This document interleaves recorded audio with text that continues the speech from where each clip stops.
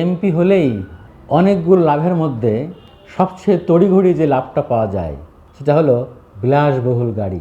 শুল্কমুক্ত সুবিধায় বিলাসবহুল গাড়ির মালিক হওয়া যায় রাতারাতি। এবারও তো ব্যত্যয় ঘটে নাই।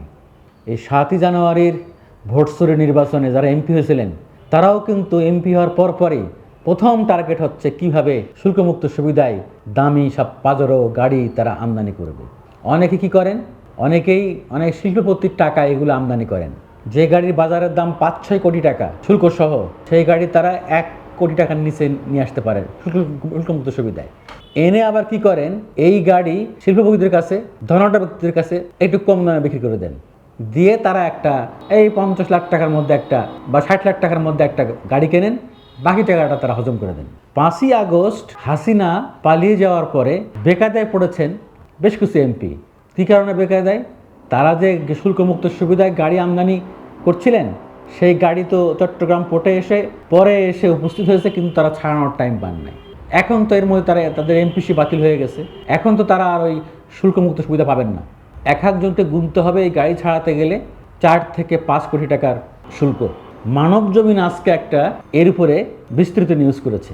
আমি নিউজের কিছু অংশ একটু পড়ি যে কারা এরা কারা যারা এই গাড়ি আমদানি করেছিলেন কিন্তু এখনো ভোগ করতে পারেন নাই। এদের মধ্যে আছেন সাবেক ডেপুটি স্পিকার শামসুল হক টুকু, এখন গ্রেপ্তার হয়ে আছেন কারাগারে বা রিমান্ডে আছেন।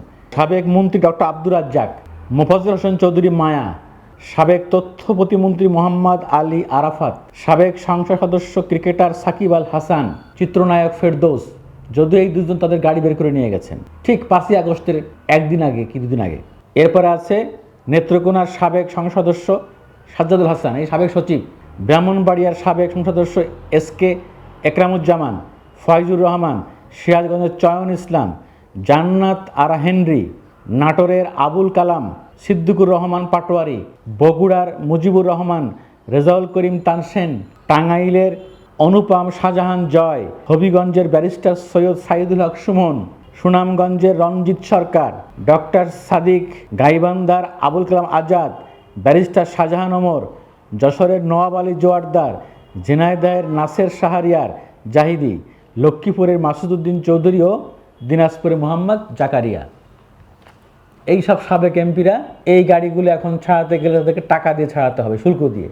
একে তো ভোট চুরির এমপি, তারপর আবার সেনা চুরি, জনগণের ট্যাক্স ফাঁকি দেওয়া, ট্যাক্স শুল্ক সুবিধা নিয়ে তারা এই সমস্ত গাড়ি ব্যবহার করত। আমি মনে করি যে এমপিদের এই সুযোগ আর রাখা ঠিক না। ভবিষ্যতে যারা এমপি হবেন তাদেরকে সাধারণ মানুষের মতো শুল্ক দিয়েই গাড়ি আমদানি করতে হবে।